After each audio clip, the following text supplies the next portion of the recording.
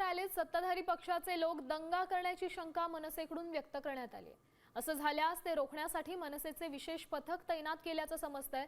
राज ठाकरेंनी मोर्चाच्या पार्श्वभूमीवर कार्यकर्त्यांची बैठक घेतली आणि त्यात रॅलीत कुठलीही गडबड होऊ नये आणि कायदा सुव्यवस्था अबाधित राहावी याबाबत सूचना केल्या।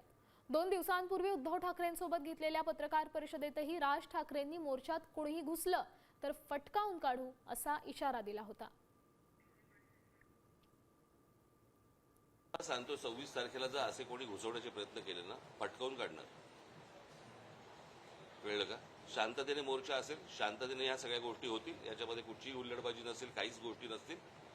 पण उद्या जर समजा दिल्लीसारखं इथे काही करायचा प्रयत्न केला, इथे काही करायचा प्रयत्न केला, आमची लोक सोडणार नाहीत। साम टीव्ही मी नेहमी पाहतो, त्यावर दाखवलेल्या बातम्या रिलेट करतात।